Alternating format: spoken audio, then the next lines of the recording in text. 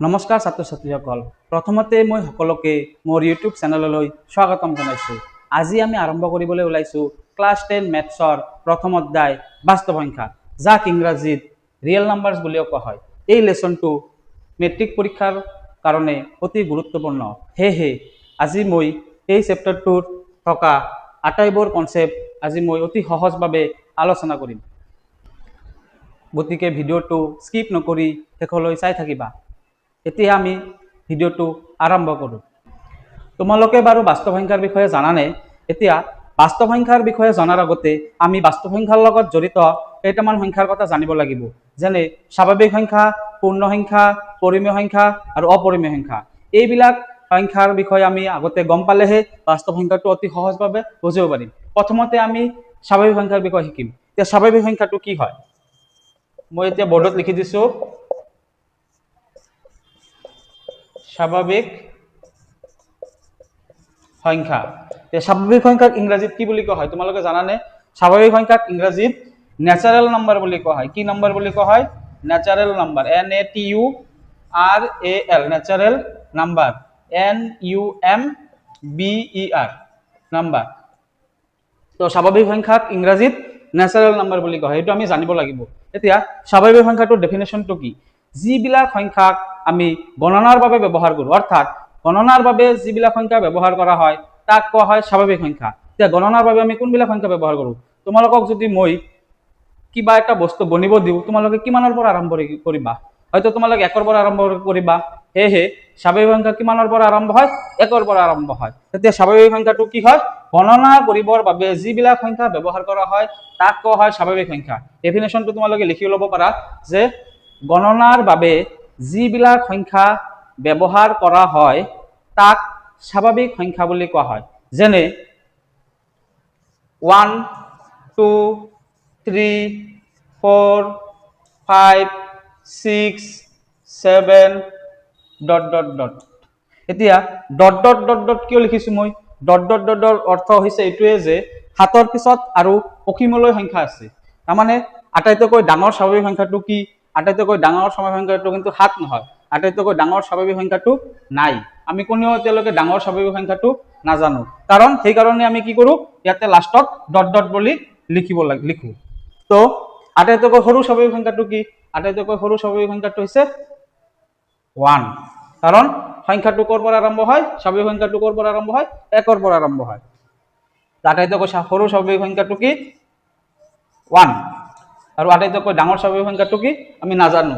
7 নহয় কিন্তু, কাৰণ 7ৰ পিছত আমি 8 লিখিব পাৰিম, 9 লিখিব পাৰিম, তোমালোকে কিছুমানে 10 লিখিলেও হ'ব, কিন্তু লাষ্টত কি লিখিব লাগিব? ... দিব লাগিব। ... অৰ্থ এইটোৱে যে সংখ্যাটো অসীমলৈ গৈ আছে, মানে লাষ্ট সংখ্যাটো আমি বৰ্তমানলৈকে নাজানো। বুজি পাইছা না তোমালোকে স্বাভাৱিক সংখ্যাৰ কনসেপ্টটো? ইতিমধ্যে আমি গম পালো যে স্বাভাৱিক সংখ্যাটো 1ৰ পৰা আৰম্ভ হয় আৰু অসীমলৈ গৈ থাকে। এতিয়া সেইকাৰণে আটাইতকৈ সৰু স্বাভাৱিক সংখ্যাটো কি? আটাইতকৈ সৰু স্বাভাৱিক সংখ্যাটো হৈছে 1, কাৰণ স্বাভাৱিক সংখ্যাটো 1ৰ পৰা আৰম্ভ হয় আৰু আটাইতকৈ ডাঙৰ স্বাভাৱিক সংখ্যাটো আমি নাজানো। এতিয়া আমি স্বাভাৱিক সংখ্যাৰ পিছত পূৰ্ণ সংখ্যাৰ বিষয়ে শিকিম। কি সংখ্যাৰ বিষয়ে শিকিম? পূৰ্ণ সংখ্যা। এতিয়া আমি পূৰ্ণ সংখ্যাৰ কনসেপ্টটো লিখিম ইয়াতে। পূৰ্ণ সংখ্যা কি সংখ্যা? পূৰ্ণ সংখ্যা, যাক ইংৰাজীত কি বুলি কোৱা হয়? হোল নম্বৰ বুলি কোৱা হয়। কি নম্বৰ বুলি কোৱা হয়? Whole. WHOLE whole number. NUMBER whole number. এতিয়া পূৰ্ণ সংখ্যা। এতিয়া পূৰ্ণ সংখ্যাৰ ডেফিনেশ্যনটো কি তোমালোকে জানানে? তো পূৰ্ণ সংখ্যাৰ ডেফিনেশ্যনটো হৈছে 0 আৰু স্বাভাৱিক সংখ্যাক একেলগে পূৰ্ণ সংখ্যা বুলি কোৱা হয়। তোমালোকে লিখি ল'ব পাৰা যে 0 আৰু স্বাভাৱিক সংখ্যাক একেলগে পূৰ্ণ সংখ্যা বুলি কোৱা হয়। তাৰ মানে 0 আৰু স্বাভাৱিক সংখ্যাক একেলগে পূৰ্ণ সংখ্যা বুলি কোৱা হয়। তাৰ মানে পূৰ্ণ সংখ্যা হবলৈ হলে কি হ'ব লাগিব? 0 হ'ব লাগিব আৰু স্বাভাৱিক সংখ্যা হ'ব লাগিব। আমি ইতিমধ্যে গম পালো যে স্বাভাৱিক সংখ্যা কিমানৰ পৰা আৰম্ভ হয়? 1ৰ পৰা আৰম্ভ হয়।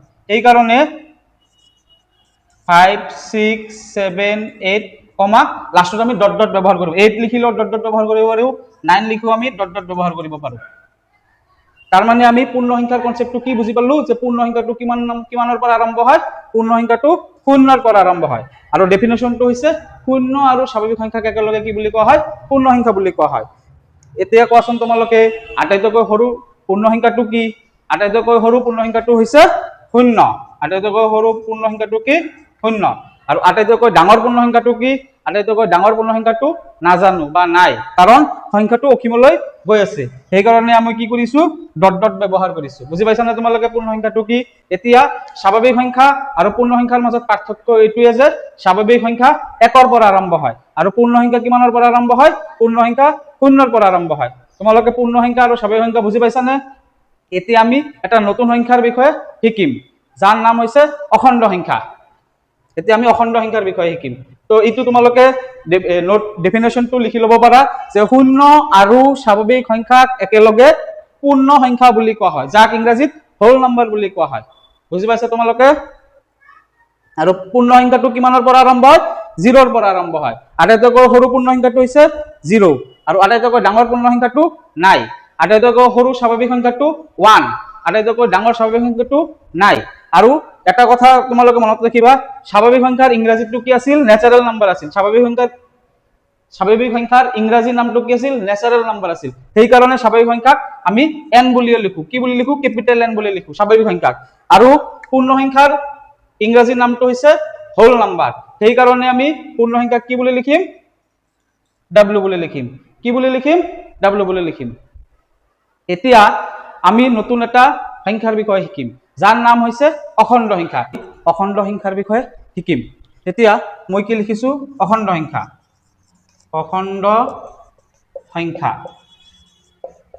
তোমালোকে জানানে অখণ্ড সংখ্যাক ইংৰাজীত কি বুলি কোৱা হয় অখণ্ড সংখ্যাক ইংৰাজীত ইন্টিজাৰ্স বুলি কোৱা হয় কি বুলি কোৱা হয় ইন্টিজাৰ্স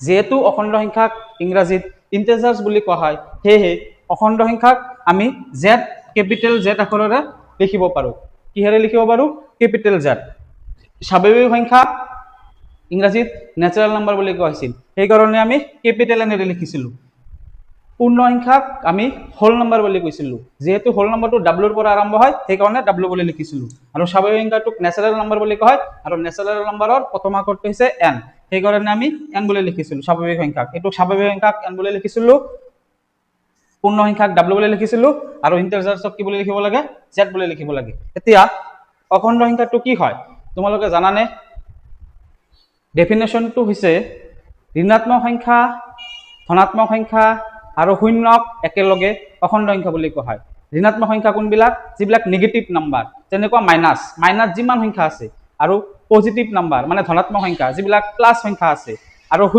শূন্যটোক একেলগে কি বুলি কোৱা হয় অখণ্ড সংখ্যা বুলি কোৱা হয় মই বোৰ্ডত বুজাই দিছো তোমালোকে বুজি লোৱা ঋণাত্মক সংখ্যা কি সংখ্যা ঋণাত্মক সংখ্যা ধনাত্মক সংখ্যা আৰু শূন্য ঋণাত্মক সংখ্যা ধনাত্মক সংখ্যা আৰু শূন্যক একেলগে কি সংখ্যা বুলি কোৱা হয় অখণ্ড সংখ্যা বুলি কোৱা হয় ঋণাত্মক সংখ্যা কোনবিলাক ঋণাত্মক সংখ্যা হৈছে মাইনাস থকা সংখ্যাবিলাক যেনেকুৱা -1 হ'ব পাৰে -2 হ'ব পাৰে -3 হ'ব পাৰে -4 হ'ব পাৰে -5 হ'ব পাৰে -6 হ'ব পাৰে এই গোটেইবিলাক সংখ্যা যিমান dot dot dot dot dot যিমান আছে -1 -2 -3 -4 -5 -6 এই গোটেইবিলাক সংখ্যাক কি বুলি কোৱা হয় ঋণাত্মক সংখ্যা বুলি কোৱা হয় এতিয়া ধনাত্মক সংখ্যা কোনবিলাক ধনাত্মক সংখ্যা হৈছে প্লাস নাম্বাৰ যিবিলাক প্লাস থাকে যিবিলাক যেনেকুৱা 1 2 3 4 5 6 7 8 কমা dot dot dot dot dot dot ব্যৱহাৰ কৰিব পাৰো ডট ডটৰ অৰ্থটো তোমালোকক কৈছো মই ডট ডটৰ অৰ্থটো হৈছে অসীমলৈ গৈ আছে এটোৰ কোনো শেষ নাই এতিয়া তোমালোকে ক'ব পাৰা যে ধনাত্মক মানে প্লাস সংখ্যা এতিয়া মইতো কোনো প্লাস সিম্বলটো দিয়া নাই ইয়াতে যেনেকৈ ঋণাত্মক মানে মই কি কৈছিলো নেগেটিভ নাম্বাৰস নেগেটিভ মানে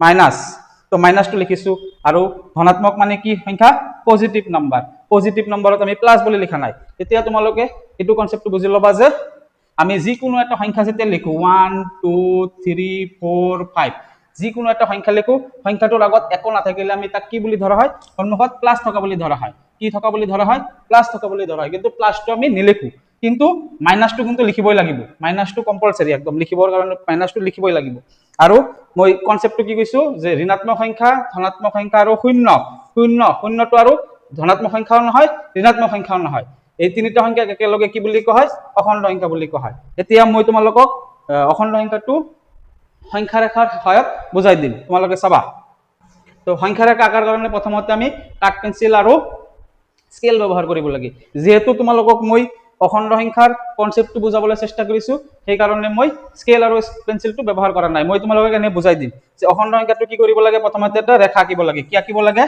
ৰেখা আঁকিব লাগে ৰেখাটো কি থাকে দুইফালে কি থাকে কাৰ চিন থাকে এই কাৰ চিনৰ অৰ্থটো কি তোমালোকে জানানে কাৰ চিনৰ অৰ্থটো হৈছে যে কাৰ চিনত ইয়াতে যিমান বিলাক সংখ্যা থাকে সংখ্যাটো অসীমলৈ গৈ আছে তাৰ মানে আমি যে লিখিছিলো যে ডট ডট ডট ডট লাষ্টত স্বাভাৱিক সংখ্যা লাষ্টত কি লিখিছিলো dot dot dot dot dot মানে কি আছিল অসীমলৈ গৈ আছে মানে যাৰ কোনো শেষ নাই তো ইয়াতে আমি ডট ডট নিলিখি কি লিখো কাৰ চিহ্ন ব্যৱহাৰ কৰো কি ব্যৱহাৰ কৰো কাৰ চিহ্ন ব্যৱহাৰ কৰো ইফালেও কি ব্যৱহাৰ কৰো কাৰ চিহ্ন ব্যৱহাৰ কৰো কাৰ চিহ্নৰ অৰ্থ এইটো আছে এইটো অসীমলৈ গৈ আছে মানে আৰু ইফালে কি আছে ইফালেও গৈ আছে অসীমলৈ গৈ আছে তেতিয়া সংখ্যা ৰেখাত আমি কি কৰিব পাৰো 1 সেন্টিমিটাৰ কে লিখিব লাগে স্কেল ব্যৱহাৰ কৰি আমি কি কৰিব পাৰো 1 সেন্টিমিটাৰ কে এনেকে জকি জকি লিখিব পাৰো মোৰ লগত স্কেল নাই মই এনে অনুমানিকভাৱে জকি দিছো এতিয়া তোমালোকে ক'ব পাৰা যে শূন্যটো ক'ত বহিব শূন্যটো বাওফালে বহে না শূন্যটো সোঁফালে বহে না শূন্যটো মাজত বহে না শূন্যটো যিকোনো স্থানত বহিব পাৰে এতিয়া ইয়াৰ উত্তৰটো হৈছে শূন্যটো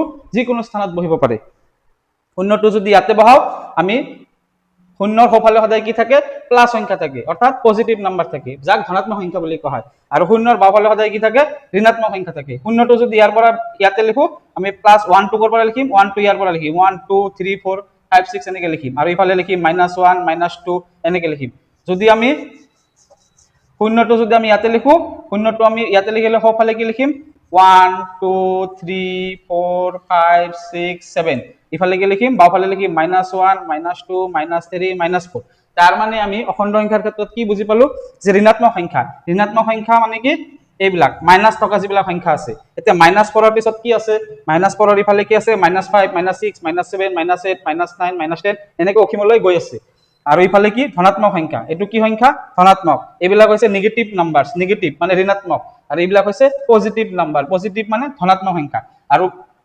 পজিটিভ নাম্বাৰ কোনবিলাক 1 2 3 4 5 6 7 8 9 10 11 12 13 14 এনেকৈ অসীমলৈ গৈ আছে তে পজিটিভ নাম্বাৰ নেগেটিভ নাম্বাৰ আৰু শূন্য এই তিনিটাক একেলগে কি বুলি কোৱা হয় অখণ্ড সংখ্যা বুলি কোৱা হয় কি সংখ্যা বুলি কোৱা হয় অখণ্ড সংখ্যা বুলি কোৱা হয় এতিয়া তোমালোকে ক'ব পাৰিবানে আটাইতকৈ সৰু স্বাভাৱিক সংখ্যাটো তোমালোকে যেনেকুৱা জানিছিলা যে আটাইতকৈ সৰু স্বাভাৱিক সংখ্যাটো হৈছে 1 আটাইতকৈ সৰু পূৰ্ণ সংখ্যাটো হৈছে 0 এতিয়া তোমালোকে কোৱাচোন আটাইতকৈ সৰু অখণ্ড সংখ্যাটো কি -4 নেকি নে 0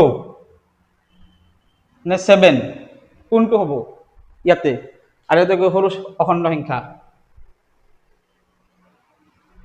আটাইতকৈ সৰু অখণ্ড সংখ্যাটো আমি ক'ব নোৱাৰো কাৰণ আমি কাৰ চিন ব্যৱহাৰ কৰিছো কাৰ চিন মানে ডট ডট বুজাইছে -4 ৰ পিছত -5 -6 -7 -8 -9 এনেকৈ বুজাইছে এই কাৰণে সৰু সংখ্যা আমি নাজানো আৰু ডাঙৰ সংখ্যাটো আমি নাজানো কাৰ চিন ব্যৱহাৰ কৰিছো মানে ডট ডট বুজাইছে 7 ৰ পিছত কি আহে 8 9 10 11 12 এই কাৰণে এনেকৈ গৈ থাকিব এই কাৰণে আটাইতকৈ সৰু অখণ্ড সংখ্যাটো আমি নাই আৰু আটাইতকৈ সৰু ডাঙৰ অখণ্ড সংখ্যাটো নাই আমি নাজানো তোমালোকে অখণ্ড সংখ্যাটো বুজি পাইছা নে নাই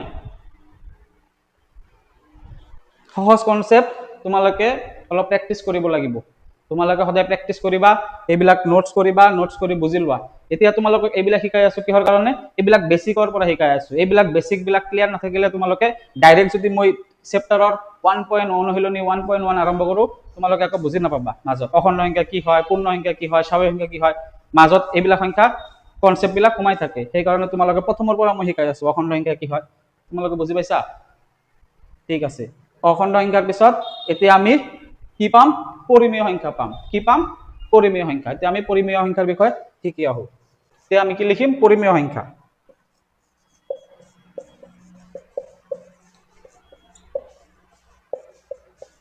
পৰিমেয় সংখ্যা যাক ইংৰাজীত কি বুলি কোৱা হয় ৰেশনাল নাম্বাৰ বুলি কোৱা হয় কি নাম্বাৰ বুলি কোৱা হয় ন্যাচাৰাল নহয় কিন্তু ৰেশনাল এটো ৰেশনাল আৰু ন্যাচাৰালটো আছিল স্বাভাৱিক সংখ্যা ৰেশনাল ৰেচনেল নাম্বাৰ। এতিয়া কোনবিলাক সংখ্যা পৰিমেয় সংখ্যা তোমালোকে জানানে? তোমালোকে এইবিলাক ক্লাছ 9ত পাইছা, ইতিমধ্যে পাইছা, তথাপিও মই শিকাই আছো, কাৰণ মই বিচাৰিছো যে তোমালোকক বেছিকৰ পৰা শিকাম, ডাইৰেক্ট ষ্টাৰ্ট নকৰোঁ। বেছিকৰ পৰা কনচেপ্ট ৱাইজ ক্লিয়াৰ কৰি কৰি আমি সহজৰ পৰা টানলৈ যাম, ডাইৰেক্ট আমি টান আৰম্ভ নকৰোঁ, কাৰণ ডাইৰেক্ট টান আৰম্ভ কৰিলে কি হ'ব, তোমালোকে মাজতে এইবিলাক কনচেপ্ট যদি নাথাকে বুজি নাপাবা। সেইকাৰণে মই ফাৰ্ষ্টৰ পৰা লাষ্টলৈকে যাম। তো ঠিক আছে, পৰিমেয় সংখ্যাটো কি হয়?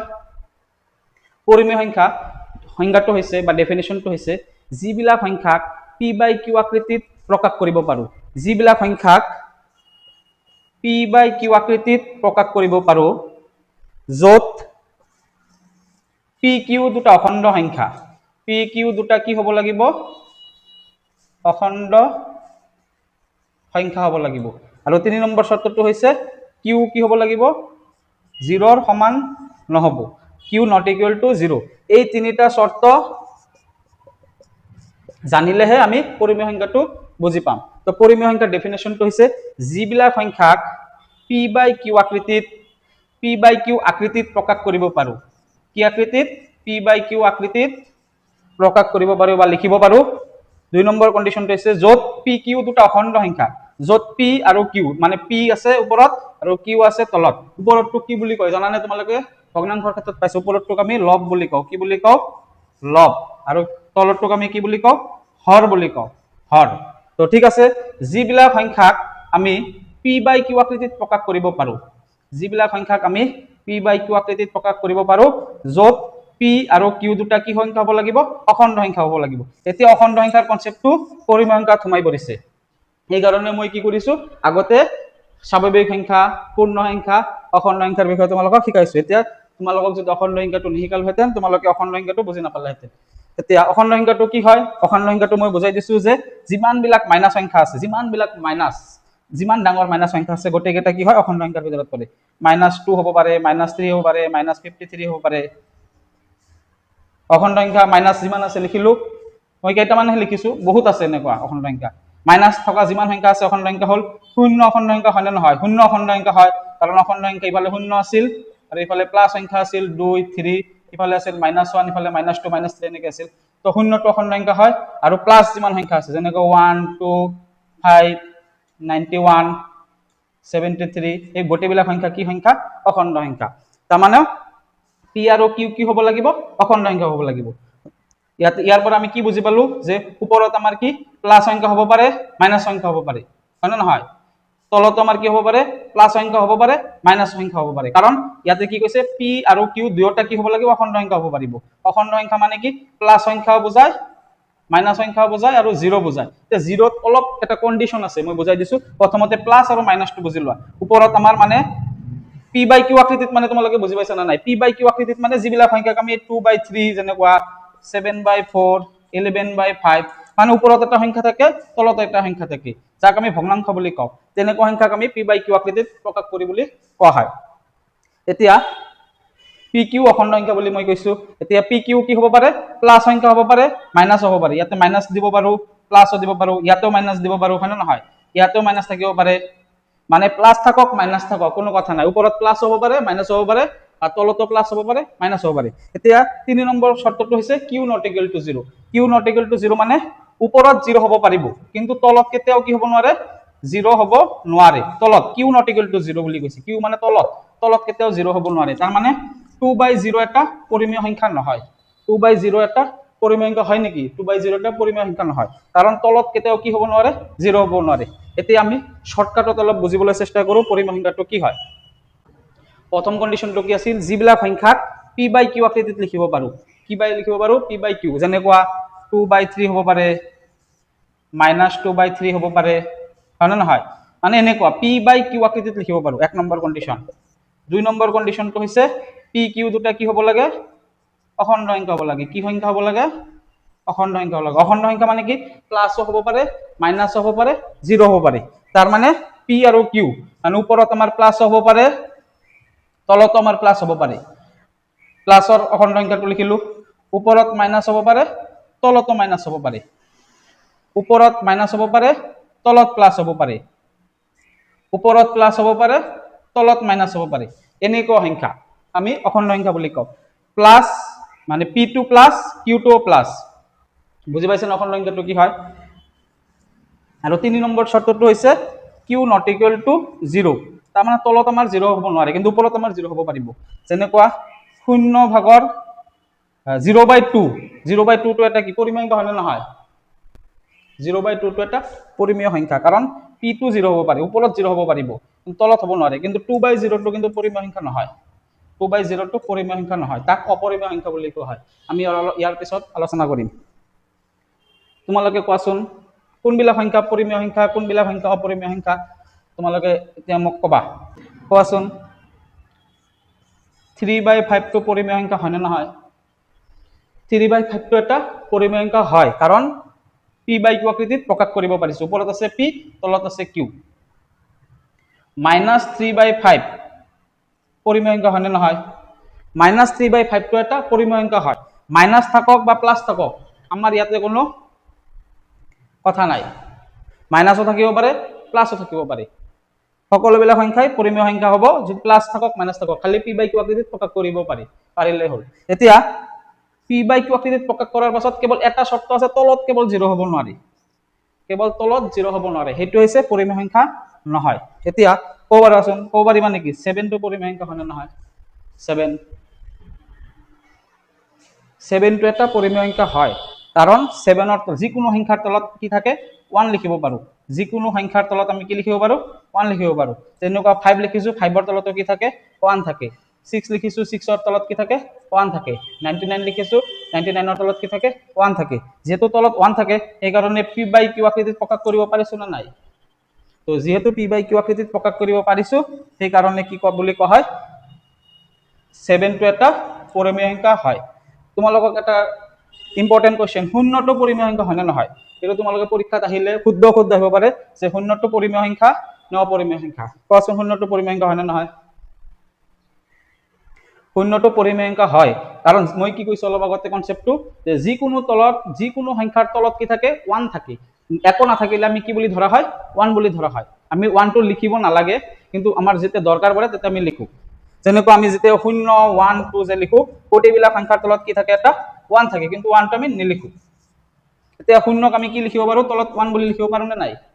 0 ৰ তলত 1 থাকে, যেহেতু এইটো p/q আকৃতিত প্ৰকাশ কৰিব পাৰিছো সেয়েহে এইটো এটা কি পৰিমেয় সংখ্যা হয়। ওপৰত কিন্তু 0 হ'ব পাৰিব কিন্তু তলত 0 হ'ব নোৱাৰে, তাৰমানে 1/0 টো পৰিমেয় সংখ্যা নহয়, 2/0 টো পৰিমেয় সংখ্যা নহয়, 16/0 টো পৰিমেয় সংখ্যা নহয়। তলত তোমালোকে যেতিয়া 0 দেখা পাবা তেতিয়া সেইটো পৰিমেয় সংখ্যা নহয়, আৰু ওপৰত যেতিয়া 0 দেখা পাবা, তলত যি সংখ্যা নাথাকক কি ওপৰত 0 সংখ্যা দেখা পালে 3 দেখা পোৱা বা 4 দেখা পোৱা বা 16 দেখা পোৱা, ওপৰত 0 দেখা পালে পৰিমেয় সংখ্যা হয়, আৰু তলত 0 দেখা পালে পৰিমেয় সংখ্যা নহয়। এইটো হৈছে পৰিমেয় সংখ্যাৰ কনসেপ্ট। এতিয়া পৰিমেয় সংখ্যাৰ বুজি পাইছা যদি এতিয়া আমি অপৰিমেয় সংখ্যা পাম, যিবিলাক সংখ্যা পৰিমেয় নহয় তাক কোৱা হয় অপৰিমেয় সংখ্যা। আমি এতিয়া অপৰিমেয় সংখ্যাৰ বিষয়ে আলোচনা কৰিম। কি বুলি কোৱা হয় অপৰিমেয় সংখ্যা, যিবিলাক পৰিমেয় নহয় তাক ইংৰাজীত কি বুলি কোৱা হয় ইৰেশনেল নম্বৰ বুলি কোৱা হয়, ইৰেশনেল নাম্বাৰ বুলি কোৱা হয়। তাৰমানে ডেফিনেশনটো পৰিমেয়ৰ উলটা, যিবিলাক সংখ্যাক p/q আকৃতিত প্ৰকাশ কৰিব নোৱাৰি, যিবিলাক সংখ্যাক p/q আকৃতিত প্ৰকাশ কৰিব নোৱাৰি সেইবিলাক সংখ্যাক কি বুলি কোৱা হয় অপৰিমেয় সংখ্যা বুলি কোৱা হয়। কি সংখ্যা বুলি কোৱা হয়? অপৰিমেয় সংখ্যা বুলি কোৱা হয়। যিবিলাক সংখ্যাক p/q আকৃতিত প্ৰকাশ কৰিব নোৱাৰি সেইবিলাক অপৰিমেয় সংখ্যা। যেনেকুৱা উদাহৰণ √2, √3, √5, ৰুট মানে কি বৰ্গমূল, ৰুট মানে কি বৰ্গমূল, মানে বৰ্গমূল থকা সংখ্যাবিলাক কি বুলি ধৰা হয় অপৰিমেয় সংখ্যা বুলি ধৰা হয়। কিন্তু তেতিয়া কিছুমান এক্সেপশন আছে, যেনেকুৱা √1, একৰ বৰ্গমূল আমি লিখিব পাৰো নে নাই? একৰ বৰ্গমূল আমি লিখিব পাৰো, একৰ বৰ্গমূল হৈছে 1। 4 ৰ বৰ্গমূল কিমান ক'ব পাৰিবা? 4 ৰ বৰ্গমূল হৈছে 2। 9 ৰ বৰ্গমূল কিমান? √9 মানে হৈছে 3, √16 মানে হৈছে 4। এইবিলাক আমি ভাঙিব পাৰো। কেনেকৈ ভাঙিব পাৰিলো? কাৰণ 1 1 গুণ কিমান 1, 2 2 গুণ কিমান 4, 3 3 গুণ কিমান 9, 4 4 গুণ কিমান 16, 5 5 গুণ কিমান 25, সেইকাৰণে 25 ৰ বৰ্গমূল কি হ'ব 5।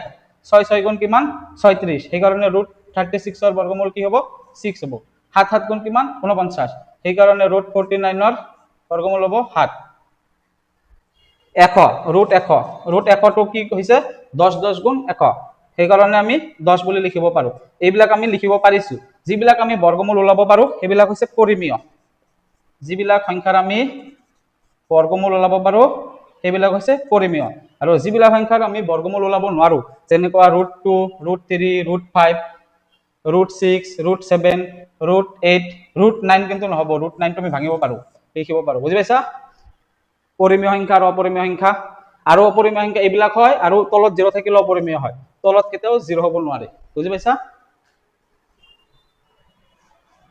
তোমালোকে স্বাভাৱিক সংখ্যাৰ বিষয়ে শিকিলা পূৰ্ণ সংখ্যাৰ বিষয়ে শিকিলা অখণ্ড সংখ্যাৰ বিষয়ে শিকিলা পৰিমেয় সংখ্যাৰ বিষয়ে শিকিলা অপৰিমেয় সংখ্যাৰ বিষয়ে শিকিলা এতিয়া আমাৰ আজিৰ টপিকটো হৈছে বাস্তৱ সংখ্যা এইটো আমি আজি লাষ্ট টপিক আজিৰ কাৰণে এইটো আমাৰ লাষ্ট টপিক তো বাস্তৱ সংখ্যা মানে কি ডেফিনেশনটো হৈছে পৰিমেয় সংখ্যা আৰু অপৰিমেয় সংখ্যাক একেলগে কি বুলি কোৱা হয় বাস্তৱ সংখ্যা বুলি কোৱা হয় পৰিমেয় সংখ্যা আৰু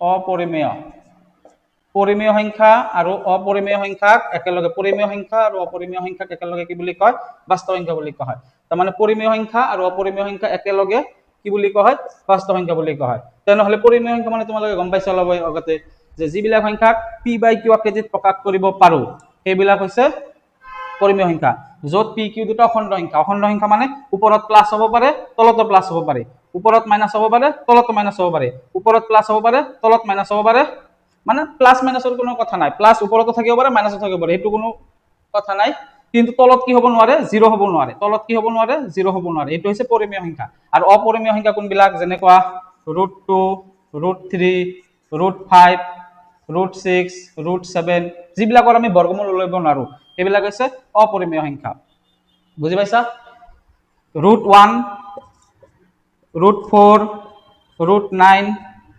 √16 √25 এইবিলাক কিন্তু ৰুট থাকিলেও বৰ্গমূল থকাৰ পিছত এইবিলাক কি সংখ্যা পৰিমেয় সংখ্যাৰ ভিতৰত পৰে কাৰণ √1ক আমি কি বুলি লিখিব পাৰো 1 বুলি লিখিব পাৰো √4ক আমি কি বুলি লিখিব পাৰো 2 বুলি লিখিব পাৰো √9ক আমি কি বুলি লিখিব পাৰো 3 বুলি লিখিব পাৰো √16ক আমি কি বুলি লিখিব পাৰো 4 বুলি লিখিব পাৰো √25ক কি বুলি লিখিব পাৰো 5 বুলি লিখিব পাৰো তাৰপিছত এনেকুৱা বহুতো সংখ্যা আছে যিবিলাক আমি ভাঙিব পাৰো যেনেকৈ 1 1 গুণ 1 সেইকাৰণে 2 2 গুণ 4 3 3 গুণ 9 4 4 গুণ 16 5 5 গুণ 25 তেনেকুৱা 9 কিমান কাৰ হ'ব √81 ৰ বৰ্গমূল কি হ'ব 9 হ'ব কাৰণ 9 9 গুণ 81 এনেকুৱা আমি বৰ্গমূল ওলাব পাৰো আৰু যিবিলাকৰ বৰ্গমূল আমি ভাঙিব পাৰো বা ওলাব পাৰো সেইবিলাক হৈছে পৰিমেয় আৰু যিবিলাকৰ বৰ্গমূল আমি উলিয়াব নোৱাৰো সেইবিলাক হৈছে অপৰিমেয় আৰু অপৰিমেয় সংখ্যা কোনবিলাক তলত 0 থাকিলে অপৰিমেয় ওপৰত যিকোনো সংখ্যা থাকিব পাৰে তলত যদি 0 দেখা পোৱা অপৰিমেয় বুলি ধৰা হয় বুজি পাইছা আৰু ওপৰত যদি তোমালোকে 0 দেখা পোৱা তলত যিকোনো সংখ্যা থাকিলে ওপৰত যদি 0 দেখা পোৱা এটো পৰিমেয় সংখ্যা বুলি ধৰা হয় আৰু যিকোনো নৰমাল যিবিলাক সংখ্যা আছে আমি যিবিলাক লিখো যেনেকুৱা 13 হ'ব পাৰে -55 হ'ব পাৰে এইবিলাক সংখ্যা কি পৰিমেয় সংখ্যা কাৰণ তলত আমি কি লিখিব পাৰো 1 বুলি লিখিব পাৰো আৰু তলত 1 লিখাৰ লগে লগে কি হয় আমি p/q আকৃতিত প্ৰকাশ কৰিব পাৰিছো বুজি পাইছা তো পৰিমেয় সংখ্যা আৰু অপৰিমেয় সংখ্যা দুটা সংখ্যা একেলগে কি বুলি কয় বাস্তৱ সংখ্যা বুলি কয় তাৰ মানে আটাইবিলাক সংখ্যা যিমান বিলাক সংখ্যা আছে গোটেইবিলাক কি সংখ্যাৰ ভিতৰত পৰে বাস্তৱ সংখ্যাৰ ভিতৰত পৰে কাৰণ তোমালোকে চোৱাচোন স্বাভাৱিক সংখ্যা কি আছিল 1 ৰ পৰা আৰম্ভ হৈছিল না নাই 1 2 3 4 5 ডট ডট ডট ডট কোৱাচোন এইবিলাক পৰিমেয় সংখ্যা হয় না নহয় স্বাভাৱিক সংখ্যা যিবিলাক আছিল এইবিলাক পৰিমেয় সংখ্যা হয় না নহয় হয় কাৰণ তলত আমি কি লিখিব পাৰো 1 লিখিব পাৰো p/q আকৃতিত প্ৰকাশ কৰিব পাৰো তাৰ মানে আটাইবোৰ স্বাভাৱিক সংখ্যাই কি হয় পৰিমেয় সংখ্যা হয় পূৰ্ণ সংখ্যা যিবিলাক লিখিছিলো চোৱাচোন পূৰ্ণ সংখ্যা কি লিখিছিলো 0 1 2 3 4 ডট ডট ডট ডট কোৱাচোন পূৰ্ণ সংখ্যাবিলাক পৰিমেয় সংখ্যা হয় না নহয় পূৰ্ণ সংখ্যাবিলাকো পৰিমেয় সংখ্যা হয় কাৰণ 0 ৰ তলত আমি 1 লিখিব পাৰো তলত 1 লিখিব পাৰো গোটেইবিলাক সংখ্যাৰ তলত কি লিখিব পাৰো 1 লিখিব পাৰো যেহেতু 1 লিখিব পাৰো তাৰ মানে p/q আকৃতিত প্ৰকাশ কৰিব পাৰিছো আৰু p/q আকৃতিত প্ৰকাশ কৰা মানে এটো পৰিমেয় সংখ্যা তাৰ মানে আটাইবোৰ পূৰ্ণ সংখ্যাও কি হল পৰিমেয় সংখ্যা হল এতে অখণ্ড সংখ্যা আমি পাইছিলো আমি কি সংখ্যা পাইছিলো অখণ্ড সংখ্যা কোনবিলাক সংখ্যা আছিল যিবিলাক সংখ্যা মাইনাস যিমান ডাঙৰ সংখ্যা নহওক কিয় মাইনাস সংখ্যা আছিল 0 আছিল আৰু প্লাস সংখ্যা আছিল যেনেকুৱা 55 হ'ব পাৰে 95 হ'ব পাৰে এইবিলাক সংখ্যা পৰিমেয় সংখ্যা হয় না নহয় এইবিলাক সংখ্যাও পৰিমেয় সংখ্যা হয় কাৰণ আমি তলত কি লিখিব পাৰো 1 লিখিব পাৰো তলত কি লিখিব পাৰো 1 লিখিব পাৰো তলত 1 লিখিব পৰা মানে p বাই q আকৃতিত প্ৰকাশ কৰিব পাৰিছো আৰু p বাই q আকৃতিত প্ৰকাশ কৰিব পাৰিছো মানে পৰিমেয় সংখ্যা সেই কাৰণে তোমালোকক মই পৰিমেয় সংখ্যা আৰু অপৰিমেয় সংখ্যাৰ শিকাৰ আগতে স্বাভাৱিক সংখ্যা পূৰ্ণ সংখ্যা আৰু অখণ্ড সংখ্যাৰ বিষয়ে শিকাইছো কাৰণ স্বাভাৱিক সংখ্যা পূৰ্ণ সংখ্যা আৰু অখণ্ড সংখ্যা তিনিওটা সংখ্যা পৰিমেয় সংখ্যাৰ ভিতৰত পৰে আৰু পৰিমেয় সংখ্যা আৰু অপৰিমেয় সংখ্যা একেলগে কি বুলি কোৱা হয় বাস্তৱ সংখ্যা বুলি কোৱা হয় তোমালোকে বুজি পাইছানে মই বুজাব পাৰিছো না নাই কোৱাচোন মই একদম সহজ ভাষাত বুজাই দিছো তোমালোকক এটা কথা বাৰে বাৰে ৰিপিট কৰি দিছো যদিও কাৰণ তোমালোকৰ এটা মনত থাকে মই এটা টপিক এটা বস্তু বাৰে বাৰে ৰিপিট কৰি আছো কাৰণ তোমালোকক বাৰে বাৰে ৰিপিট কৰাৰ ফলত তোমালোকৰ কি থাকিব বস্তুটো মনত থাকি যাব মই যদি এবাৰ বস্তু এটা শেষ কৰাৰ পাছত যদি বাৰে বাৰে ৰিপিট নকৰো তোমালোক আকৌ পাহৰি যাব বস্তুটো মই সেই কাৰণে কি কৰিছো মোৰ শিকোৱাৰ পদ্ধতিত কি কৰিম এটা বস্তু অলপ ৰিপিট কৰি থাকিম ৰিপিট কৰাৰ ফলত কি হ'ব তোমালোকৰ বস্তুটো বাৰে বাৰে ৰিমাইন্ডাৰ হৈ থাকিব মনত থাকিব ফলত তোমালোকৰ কি হ'ব বস্তুটো কেতিয়াও কি নহবা পাহৰি নাযাবা তোমালোকে আজি এই ক্লাছটোৰ পৰা কি কি শিকিলা মই অলপ শেষত থুলমূলকৈ আলোচনা কৰিম তোমালোকে অলপ মনোযোগেৰে ভিডিঅটো চোৱা কি কি শিকিলো আমাৰ চেপ্টাৰটোৰ নাম হৈছে প্ৰথম চেপ্টাৰটোৰ নাম হৈছে বাস্তৱ সংখ্যা গতিকে বাস্তৱ সংখ্যাৰ লগত জড়িত কেইটামান সংখ্যা হ'ল স্বাভাৱিক সংখ্যা পূৰ্ণ সংখ্যা অখণ্ড সংখ্যা পৰিমেয় সংখ্যা অপৰিমেয় সংখ্যা এই পাঁচটা সংখ্যাৰ জ্ঞান থাকিলেহে এই পাঁচটা সংখ্যাৰ বিষয়ে আমি জানিলেহে আমি বাস্তৱ সংখ্যাটো প্ৰকৃততে বুজি পাম সেই কাৰণে মই তোমালোকক বাস্তৱ সংখ্যা শিকোৱাৰ আগতে এই স্বাভাৱিক সংখ্যা পূৰ্ণ সংখ্যা অখণ্ড সংখ্যা পৰিমেয় সংখ্যা অপৰিমেয় সংখ্যা বিষয়ে তোমালোকক আগতে শিকাইছো গতিকে আমি একবাৰ থুলমূলকৈ আলোচনা কৰো স্বাভাৱিক সংখ্যা মানে কি বুজি পালা যে যিবিলাক সংখ্যা গণনা কৰিবৰ কাৰণে ব্যৱহাৰ কৰা হয় মানে গণিবৰ কাৰণে তোমাক যিকোনো এটা বস্তু যে গণিব দিও তুমি কি শূন্যৰ পৰা আৰম্ভ কৰিবা নেকি তোমাক যদি ক্লাছত কিমানজন ষ্টুডেন্ট আছে তোমালৈ কি কবা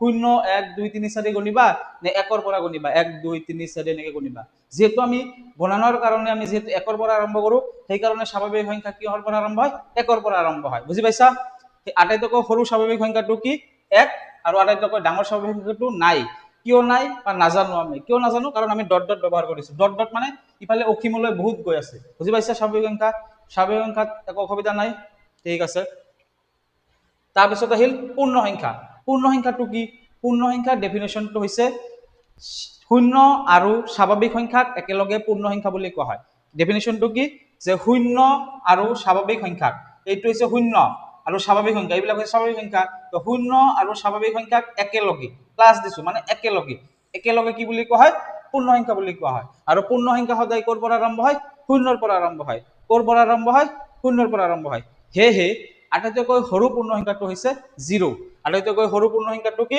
0 আৰু আটাইতকৈ ডাঙৰ পূৰ্ণ সংখ্যাটো কি আমি নাজানো কাৰণ কিয় নাজানো কাৰণ ডট ডট ব্যৱহাৰ কৰিছো ডট ডট মানে অসীমলৈ গৈ আছে বুজি পাইছা তোমালোকে পূৰ্ণ সংখ্যাটো ঠিক আছে এতিয়া আমি পাইছো অখণ্ড সংখ্যাটো কি কয় অখণ্ড সংখ্যাটো ডেফিনেশ্যনটো আছিল ঋণাত্মক সংখ্যা ধনাত্মক সংখ্যা অৰ্থাৎ ঋণাত্মক সংখ্যা মানে কি আছিল নেগেটিভ যিবিলাক মাইনাস যিবিলাক আছিল এইবিলাক আছিল ঋণাত্মক সংখ্যা এইবিলাক কি সংখ্যা ঋণাত্মক সংখ্যা ধনাত্মক সংখ্যা কোনবিলাক প্লাস তাৰ মানে শূন্যৰ সোঁফালে সদায় কি থাকে প্লাস থাকে শূন্যৰ বাওঁফালে সদায় কি থাকে মাইনাস থাকে তো ঋণাত্মক সংখ্যা এটো হৈছে ধনাত্মক সংখ্যা মানে প্লাস সংখ্যা এটো হৈছে মাইনাস এটো হৈছে প্লাস পজিটিভ আৰু এটো নেগেটিভ আৰু শূন্যটো যেহেতু পজিটিভও নহয় নেগেটিভও নহয় এইটো শূন্যটো কি নিউট্ৰেল মাজত আছে তো সেই কাৰণে শূন্যক ধৰা হৈছে তো ধনাত্মক সংখ্যা ঋণাত্মক সংখ্যা আৰু শূন্যক বা ঋণাত্মক সংখ্যা ধনাত্মক সংখ্যা আৰু শূন্যক একেলগে কি বুলি কোৱা হয় অখণ্ড সংখ্যা বুলি কোৱা হয় তো মানে যিমান মাইনাস সংখ্যা আছে যিমান প্লাস সংখ্যা আছে আৰু শূন্যক একেলগে আমি কি বুলি কোৱা হয় অখণ্ড সংখ্যা বুলি কোৱা হয় ইয়াতে ডট ডট কিয় দিছো ডট ডট মানে 7 8 9 10 11 12 13 14 15 16 এনেকৈ গৈ থাকিব 999 1000 এনেকৈ গৈ থাকিব যিমান আছে বহুত ডাঙৰ সংখ্যা আছে ইফালে আৰু এইটো মাইনাস ইফালে কিয় লিখিছো -1 -2 -3 -4 -5 -6 -7 -8 -9 এনেকৈ বহুত ডাঙৰ -99999 গৈ থাকিব আমি নাজানো কিমান মাইনাস লৈকে আছে ইফালে নাজানিলে আমি কি ব্যৱহাৰ কৰো ডট ডট ব্যৱহাৰ কৰো আৰু সংখ্যা ৰেখাৰ ক্ষেত্ৰত আমি কি ব্যৱহাৰ কৰো কাৰ্চিন বহুৱা তোমালোকে অখণ্ড সংখ্যাটো বুজি পাইছা যেহেতু অখণ্ড সংখ্যাৰ ইফালেও মানে অসীমলৈ গৈ থাকে আৰু প্লাস সংখ্যাটো অসীমলৈ গৈ থাকে সেই কাৰণে কি অখণ্ড সংখ্যাটোৰ কি কোনো সৰু অখণ্ড সংখ্যাও নাই ডাঙৰ অখণ্ড সংখ্যাও নাই বুজি পাইছা এতিয়া আহিল আমাৰ কি পৰিমেয় সংখ্যা কোনবিলাক সংখ্যা পৰিমেয় সংখ্যা যিবিলাক সংখ্যা আমি পি বাই কিউ আকৃতিত প্ৰকাশ কৰিব পাৰো যিবোৰ সংখ্যাক আমি কি কৰিব পাৰো পি বাই কিউ আকৃতিত প্ৰকাশ কৰিব পাৰো চোৱাচোন এইবিলাক পি বাই কিউ আকৃতিত আছে নে নাই এইবিলাক পি বাই কিউ আকৃতিত আছে এইটো পি বাই কিউ আকৃতিত আছে এইটো পি বাই কিউ আছে পি বাই কিউ এইবিলাক সংখ্যাত আমি কি বাই আকৃতিত পি বাই কিউ আকৃতিত কি কৰিব পাৰিছো প্ৰকাশ কৰিব পাৰিছো যত 2 নম্বৰ শৰ্তটো মই কি বুলি কৈছিলো পি কিউ টো অখণ্ড সংখ্যা মানে কি প্লাস হ'ব পাৰে মাইনাস হ'ব পাৰে জিৰ' হ'ব পাৰে সেই কাৰণে কি চাবাচোন প্লাস মাইনাস বা মই গোটেইকেইটা মিক্সড কৰি দিছো তোমালোকে বুজি পাইছা যে প্লাস আৰু মাইনাসৰ কোনো কথা নাই ওপৰতো বহিব পাৰে তলতো বহিব পাৰে যতে নহওক কিয় যদি পি বাই কিউ আকৃতিত আমি প্ৰকাশ কৰিব পাৰিছো সেইটো পৰিমেয় সংখ্যা বুলি কোৱা হয় তে শূন্যটো পৰিমেয় সংখ্যা হয় নে নহয় হয় কিছুমান এনেকুৱা সংখ্যা লিখিছো যিবিলাকত আমি তলত একো দিয়া নাই যদিও তলত আমি 1 বুলি লিখিব পাৰো সেইবিলাক সংখ্যাক আমি পৰিমেয় সংখ্যা বুলি ক'ব পাৰো যেনেকৈ এইবিলাকৰ সংখ্যা দিয়া নাই যদিও তোমালোকে মনে মনে ভাবিব ল'ব লাগিব যে তলত আমি 1 বুলি প্ৰকাশ কৰিব পাৰো নে নাই পাৰো এইখিনি সংখ্যা যিবিলাকক আমি মাইনাস থাকক প্লাস থাকক 1 তলত যদি লিখিব পাৰো তেনেহলে এইটো পৰিমেয় সংখ্যা বুলি কোৱা হয় এইটো পি বাই কিউ আকৃতিত ডাইৰেক্ট দিয়া আছিল এইটো পি বাই কিউ আকৃতিত দিয়া নাছিল যদিও আমি তলত 1 বহাই পি বাই কিউ আকৃতিত ল'ব পাৰিছো সেই কাৰণে এইটো পৰিমেয় সংখ্যাৰ ভিতৰত পৰে এতিয়া এইবিলাক সংখ্যা কি এইবিলাক সংখ্যাও পৰিমেয় সংখ্যাৰ ভিতৰত পৰে কিয় পৰে কাৰণ এইবিলাক সংখ্যাক আমি কি কৰিব পাৰো বৰ্গমূল উলিয়াব পাৰো যিবিলাক সংখ্যাৰ আমি বৰ্গমূল উলিয়াব পাৰো সেইবিলাকক পৰিমেয় সংখ্যা বুলিও ধৰিব পাৰো যেনেকৈ ৰুট 1 ৰ বৰ্গমূল কিমান 1 ৰুট 4 ৰ বৰ্গমূল কিমান 2 ৰুট 9 ৰ কিমান 3 ৰুট 49 ৰ কিমান 7 কিয় 1 1 গুণ 1 2 2 গুণ 4 3 3 গুণ 9 7 7 গুণ 49 তো আদি মানে এনেকুৱা আৰু বহুত সংখ্যা আছে পৰিমেয় সংখ্যা আৰু বহুত আছে ইমান লিখা সম্ভৱ নহয় সেই কাৰণে মই এইকেইটা এক্সাম্পল দি দিছো তোমালোকে বুজি পাইছা না নাই কোৱা পৰিমেয় সংখ্যাটো বহুত ইম্পৰ্টেন্ট পৰিমেয় সংখ্যাটো বহুত ইম্পৰ্টেন্ট সংখ্যা হয় তোমালোকে বুজি পাইছা না নাই বুজি কোৱা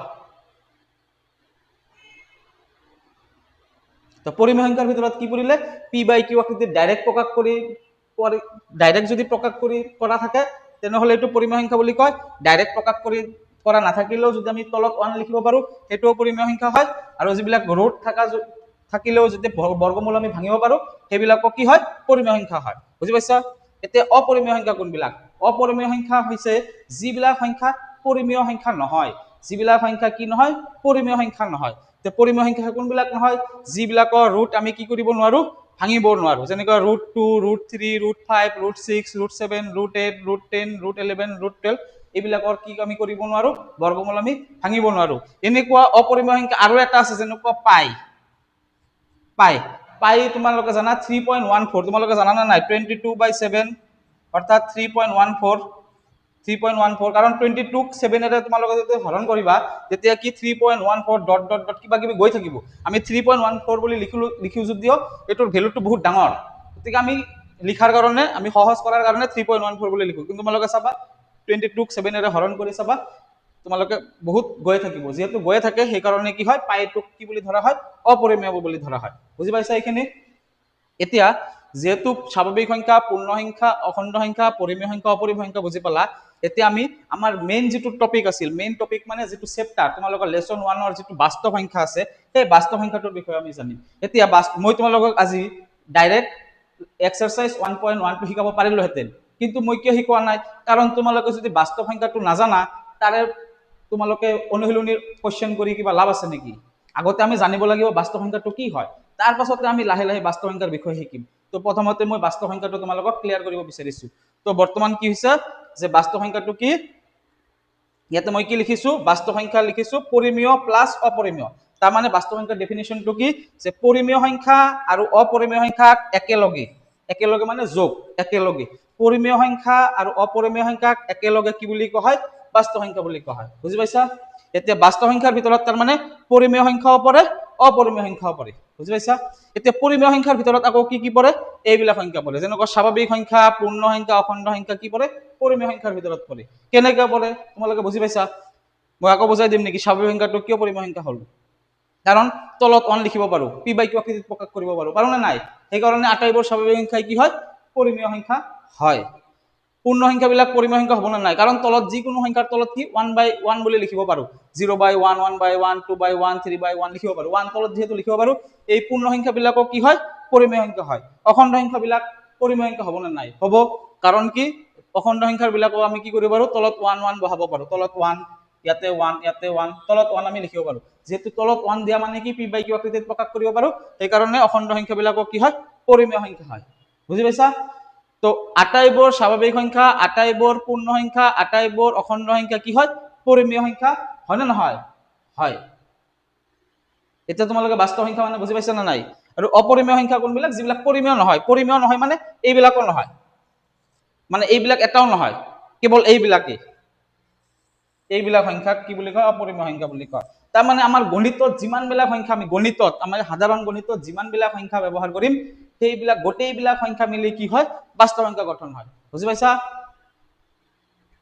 তোমালোকক মই বুজাব পাৰিছো না নাই মই নাজানো, কিন্তু মোৰ ফালৰ পৰা মই বহুত চেষ্টা কৰিছো। হয়তো তোমালোকে বুজি পাইছা, আৰু যদি কিবা প্ৰব্লেম থাকে তোমালোকে কমেন্ট সেকশনত মোক জনাবা। হ'ব? ঠিক আছে, হ'ব। তোমালোকে এইটো এনে নোটছ কৰি লিখি ল'ব পাৰা, বুজাৰ কাৰণে, কনচেপ্টৰ কাৰণে দিছো মই এইটো। বুজি পাইছা? কনচেপ্টটো ক্লিয়াৰ থাকিলে তোমালোকে গণিতটো লাহে লাহে কি হ'ব? ইণ্টাৰেষ্টটো পাবা। ইণ্টাৰেষ্ট পাবা। এইবিলাক তোমালোকে শিকিলে কি হ'ব? ইণ্টাৰেষ্ট পাবা। মই তোমালোকক ডাইৰেক্ট এক্সাৰচাইজ 1.1 যদি আজি শিকালোহেঁতেন, ইণ্টাৰেষ্টটো নাপালাহেঁতেন, ডাইৰেক্ট মাজৰ পৰা সোমাই গ'লহেঁতেন। এইবিলাক কনচেপ্ট নোহোৱাকে এতিয়া তোমালোকে কি হয়? এইখিনি বস্তু যদি বুজি পাইছা, তোমালোকে গণিতত লাহে লাহে কি হ'ব? ইণ্টাৰেষ্টটো বাঢ়িব। মই বিচাৰো যে তোমালোকে গণিতত লাহে লাহে কি হওক? ইণ্টাৰেষ্টটো বাঢ়ক, আৰু লাহে লাহে গণিত ছাবজেক্টটো কি হওক? তোমালোকৰ বেয়া লগা ছাবজেক্টৰ পৰা ভাল হৈ উঠক। মই এইটোৱে বিচাৰো। তো তোমালোকে মোৰ ওপৰত বিশ্বাস কৰিবা, মোৰ ওপৰত বিশ্বাস কৰি মোৰ ভিডিঅ'বিলাক চাবা, তোমালোকে গণিতত ভাল নম্বৰ পাবা। ঠিক আছে? হ'ব।